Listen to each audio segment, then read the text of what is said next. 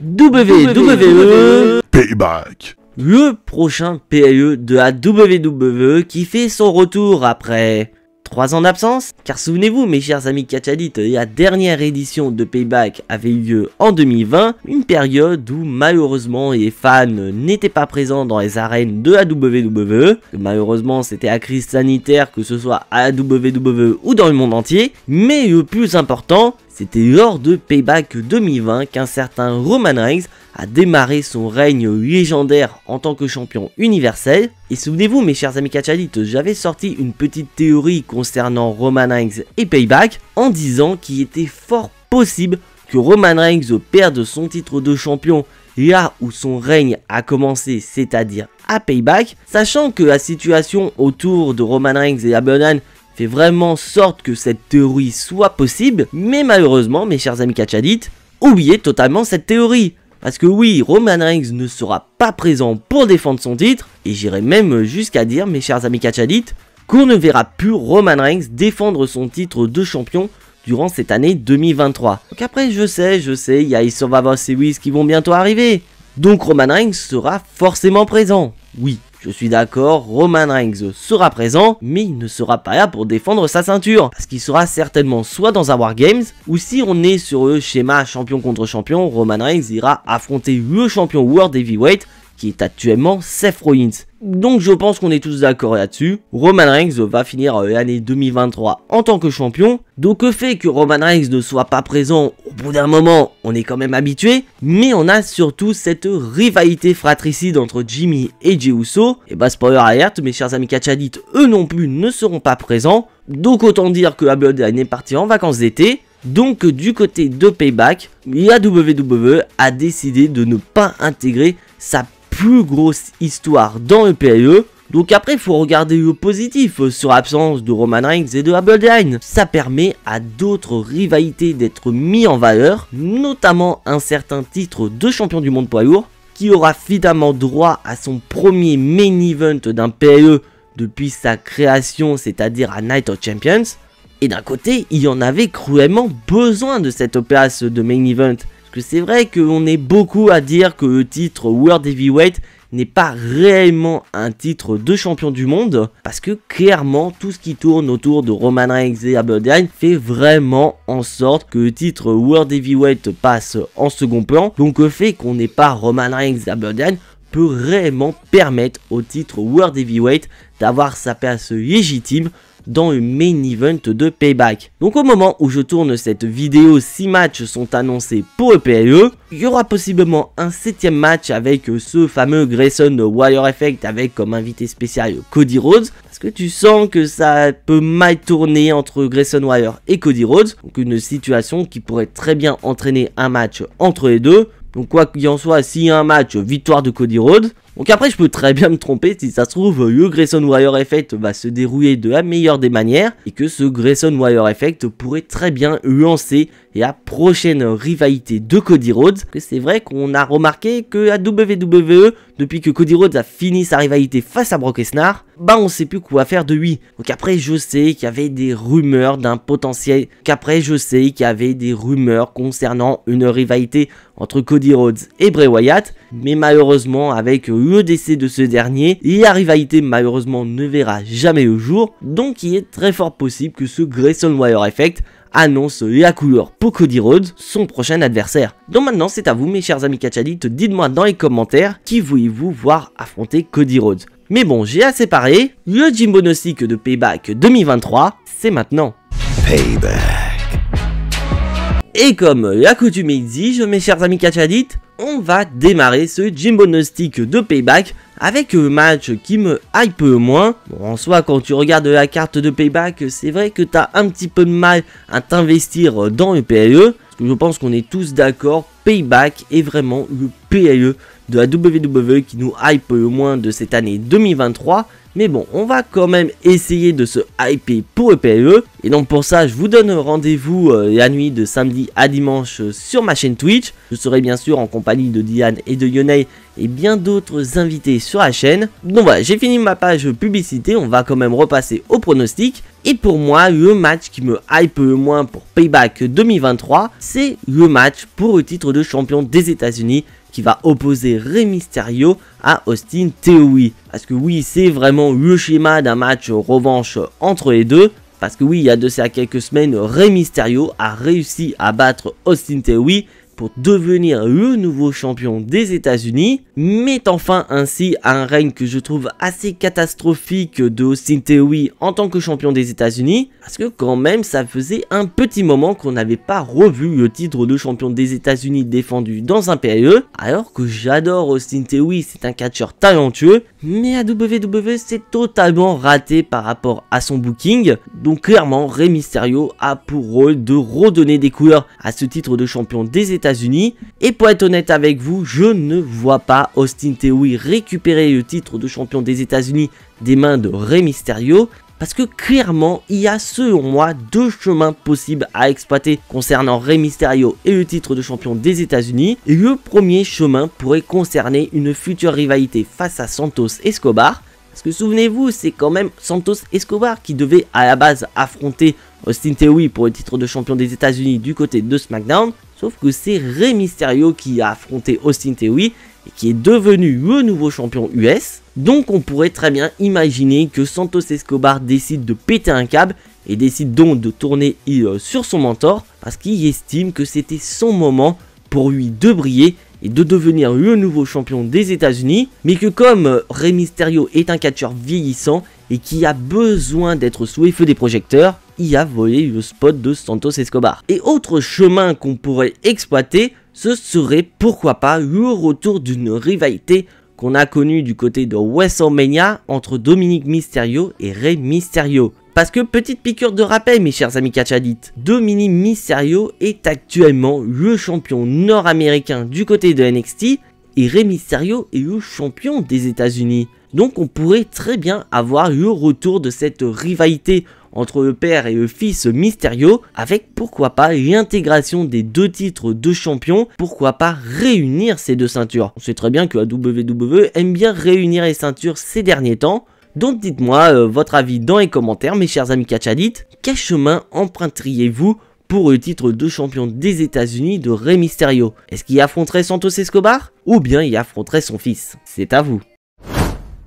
Et on va continuer du côté des matchs qui me hype le moins, mais cette fois-ci on va passer du côté du roster féminin. Donc à l'heure actuelle nous avons que 2 matchs féminins qui sont annoncés. Et malheureusement ça fait mal au cœur de dire que ce match me hype moins, sachant qu'on a quand même une belle stipulation dans ce combat, puisqu'il s'agit du Stick Cage match opposant Becky Lynch à Trish Stratus. Et c'est vrai que j'ai remarqué que personne me l'a rappelé dans les commentaires. J'avais dit à de ça quelques temps qu'il s'agissait du deuxième Stick Cage match de l'histoire de la WWE dans le roster féminin. Et bah je me suis totalement trompé mes chers amis catch addicts. Il s'agit en réalité du 3e Stick Cage match de l'histoire de la WWE dans le roster féminin. Parce que oui, le 2e Stick Cage match était une confrontation à Raw entre Becky Lynch et Bayley. Et je pense que vous avez tous remarqué, mes chers amis catch addicts, Becky Lynch a fait tous les Stick Cage matchs du côté du roster principal. Donc ce qui fait qu'à l'heure actuelle, Becky Lynch est sur un ratio de 1 victoire et 1 défaite. Et elle espère donc venir à bout de Trish Stratus afin de faire passer ce ratio dans le positif. Et sincèrement, j'espère que ce match sera le dernier entre Becky Lynch et Trish Stratus. Parce que je pense qu'on est tous d'accord, mes chers amis catch addicts. Cette rivalité entre Becky Lynch et Trish Stratus dure depuis bien trop longtemps. On a quand même eu des matchs ces derniers temps où tu sentais que la rivalité est touchée à son terme. Mais non, WWE a trouvé le moyen de repousser et à date de fin de cette rivalité, et j'espère sincèrement que du côté de Payback ce sera terminé. Et en plus WWE nous sort une stipulation dans le but d'éviter les interventions de Zoey Stark. Mais clairement, vous croyez réellement que la cage va empêcher Zoey Stark d'intervenir WWE?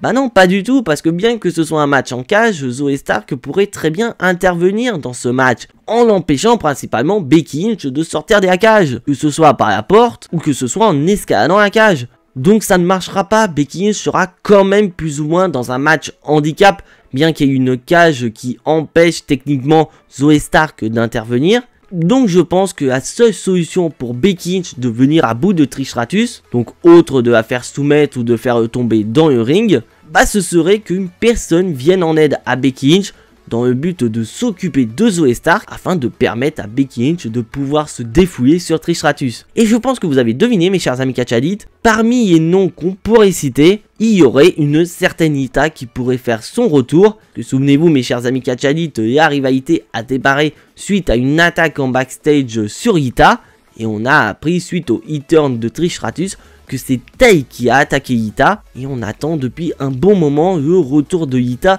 afin qu'elle puisse se venger de Trish Stratus de cette attaque. Et on attend tous le retour de Lita pour qu'elle puisse enfin se venger. Et je pense que ça arrivera du côté de Payback. Lita fera son retour et s'occupera de Zoey Stark, ce qui permettra à Becky Lynch de venir à bout de Trish Stratus. Et que grâce à cette victoire sur cette dernière, Becky Lynch pourra se diriger vers une nouvelle route. Une route qui pourrait très bien croiser celle de la championne Rhea Ripley.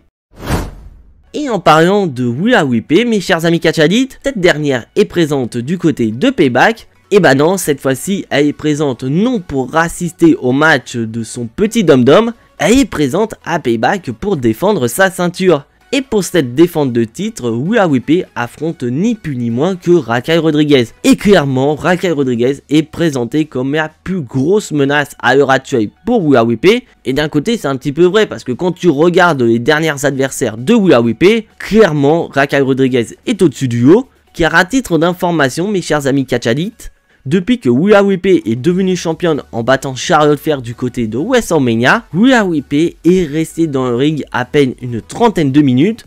Donc ce qui fait que certes, Rhea Ripley domine le roster de Raw, mais le truc c'est que quand tu vois ses adversaires, bah c'est facile de dominer le roster féminin. Parce que à part affronter Indi Hartwell, Candice LeRae ou Natalya, bah t'as pas réellement de gros défis Rhea Ripley. Alors que là, tu as un véritable défi qui se présente à toi. Et ce défi a pour nom Raquel Rodriguez. Donc après, bien qu'on ait tous envie de voir enfin Raquel Rodriguez au sommet du roster féminin en battant Rhea Ripley, bah clairement je ne pense pas que Raquel Rodriguez va venir à bout de Rhea Ripley. Donc après, j'espère que malgré la défaite, la rivalité entre les deux femmes sera loin d'être terminée. Parce qu'on pourrait très bien imaginer encore une fois une intervention de Dominic Mysterio qui pourrait très bien aider sa mamie à venir à bout de Raquel Rodriguez et ainsi faire en sorte que la rivalité continue entre les deux femmes. Personnellement, ça me dérangerait pas. Vraiment, c'est une rivalité qui mérite de continuer et non de s'arrêter du côté de Payback. Et surtout, comme on peut remarquer depuis pas mal de temps du côté de Raw, Rhea Ripley est présentée comme la patronne du Judgment Day. Et on va continuer encore du côté du Judgment Day, mes chers amis catchadites. Car en plus de Rhea Ripley qui sera présente pour défendre son titre face à Raquel Rodriguez, nous avons Finn Balor et Damien Priest qui vont faire équipe afin de venir à bout de Kevin Owens et de Sami Zayn. Donc déjà, ça fait plaisir de voir Kevin Owens et Sami Zayn défendre leur titre lors d'un PLE. Parce que c'est vrai que leur dernière défense de titre date quand même de Night of Champions où ils ont battu Roman Reigns et Solo Sikoa. Donc après, je sais qu'entre deux, ils ont affronté les Pretty Deadly, mais c'était du côté de SmackDown. Donc c'est vrai que ça faisait un petit moment que ces titres de champion n'ont pas été défendus en PLE. D'ailleurs au même titre que Rhea Ripley qui n'avait pas défendu son titre féminin en PLE depuis Night of Champions.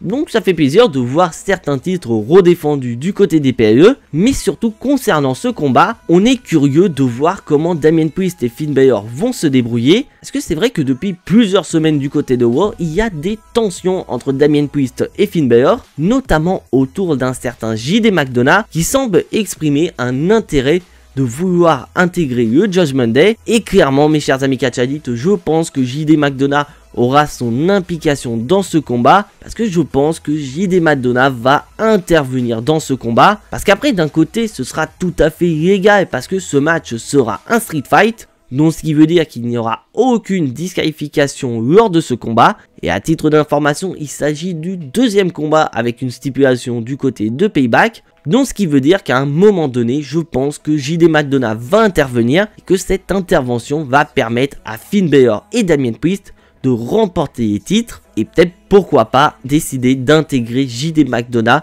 au sein du Judgment Day. Et oui, vous avez bien entendu mes chers amis catch addicts, j'ai pronostiqué une victoire de Damien Priest et de Finn Balor, sachant qu'en plus il y a un ultimatum qui a été posé lors du dernier épisode de War, car Rhea Ripley a menacé Damien Priest et Finn Balor en disant que si jamais ils ne remportaient pas les titres tag team du côté de Payback, Rhea Ripley pourrait très bien prendre la décision de sanctionner Finn Balor et Damien Priest, et peut-être pourquoi pas les virer du Judgment Day. Donc clairement, je pense que nous aurons cette victoire de Finn Balor et Damien Priest qui pourraient enfin se mettre d'accord et accepter JD McDonagh au sein du Judgment Day.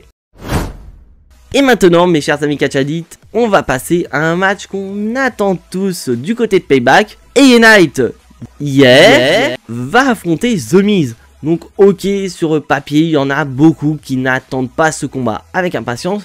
Mais moi, clairement, j'attends ce combat. Parce que déjà, la rivalité entre LA Knight et The Miz, je la trouve plutôt bonne. Le Miz fait vraiment un excellent boulot afin de mettre LA Knight en avant. Il y en a beaucoup qui crachent sur The Miz en disant que c'est un incapable. Clairement, regardez sa rivalité à l'heure actuelle face à LA Knight.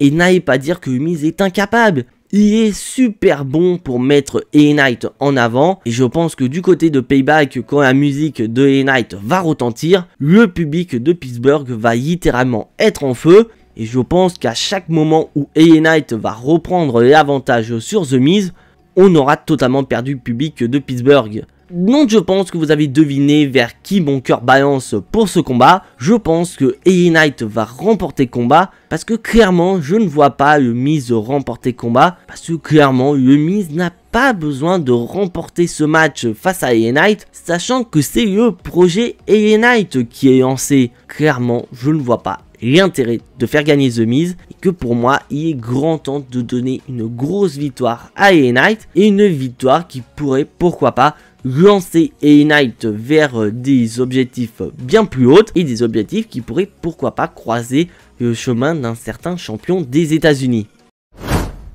Et maintenant mes chers amis catch addicts, il est l'heure de passer au match qui va certainement être le main event du côté de Payback. Le champion du monde poids lourd Seth Rollins défend son titre face à Shinsuke Nakamura. Et franchement, c'est une position que j'attends avec impatience concernant ce titre de champion du monde poids lourd. Comme je l'ai dit au début de cette vidéo, on ne considère pas vraiment le titre World Heavyweight comme un titre de champion du monde parce qu'il a souvent joué le second rôle par rapport à d'autres rivalités, notamment autour de Roman Reigns. Donc le fait que Roman Reigns et Abel ne soient pas présents pour Payback, ça peut enfin permettre au titre World Heavyweight de mériter la place qu'il mérite, c'est-à-dire sa place dans le main event d'un PLE. Et pour cette place de main event, on a quand même une superbe rivalité entre Seth Rollins et Shinsuke Nakamura. Donc après ces deux-là se sont déjà affrontés il y a de ça quelques années, notamment du côté des Survivor Series. Donc on avait déjà eu un très bon combat entre les deux catcheurs. Donc on ne sera pas du tout surpris que le match soit aussi bon que leur confrontation précédente au niveau des Survivor Series. Mais surtout qu'il y a quelque chose qui s'est intégré dans cette rivalité, c'est que Shinsuke Nakamura connaît le point faible de Seth Rollins et on peut très bien s'en douter que Nakamura ne va pas hésiter une seule seconde lors du combat de s'en prendre au dos de Seth Rollins afin de venir à bout de ce dernier et de repartir de Payback en tant que champion du monde poids lourd. Mais on connaît tous Seth Rollins, c'est un champion combatif, il n'hésitera pas à lutter contre les mauvaises intentions de Shinsuke Nakamura afin de remporter combat et de repartir de Payback en tant que champion World Heavyweight. Donc clairement, je pense que ça va être Seth Rollins qui va remporter combat. Après, il est tout à fait possible que cette rivalité entre Seth Rollins et Nakamura soit très loin d'être terminée. Parce que pour information, mes chers amis catch addicts, le prochain PLE de la WWE est Fastlane. Donc il est fort possible que la rivalité Nakamura-Rollins ne soit que le début et que Seth Rollins pourrait très bien venir à bout de Nakamura avec pourquoi pas un petit roll-up, sachant qu'il est possible que ce soit Nakamura qui domine l'intégralité du combat, donc ce qui fait que Nakamura pourrait très bien péter un câble et demander un nouveau match à Seth Rollins du côté de Fastlane et que Seth Rollins veut vraiment se venger de Nakamura parce que Nakamura pourrait très bien s'en prendre de manière ultra violente au dos de Rollins, ce qui fait que Seth Rollins n'apprécie pas et décide enfin de se débarrasser de Nakamura une bonne fois pour toutes. Donc après ça reste mon avis, dites-moi dans les commentaires ce que vous en pensez, mais clairement mon choix se tourne vers Seth Rollins. Et donc voilà mes chers amis catch addicts, c'est tout pour ce Jimbo Gnostic de Payback. N'hésitez pas à me dire dans les commentaires vos pronostics pour le PLE. Si bien sûr vous appréciez ce que je fais, n'hésitez absolument pas à lâcher votre plus gros pouce bleu qui fait plaisir à la chaîne. Si jamais vous n'êtes pas encore abonné à cette chaîne YouTube mes chers amis catch addicts, vous savez ce qu'il vous reste à faire. Cliquez sur le bouton abonner, c'est entièrement gratuit et ça soutiendra la chaîne. Et je vous invite également à cliquer sur la petite cloche pour être notifié des prochaines vidéos. Car en parlant de prochaines vidéos mes chers amis catch addicts, on se retrouve samedi pour les résultats de SmackDown. Et n'oubliez pas qu'on se retrouve également la nuit de samedi à dimanche sur ma chaîne Twitch. Mais en attendant, soyez tous très fiers d'être des catch addicts. C'était Jimbo et à la prochaine.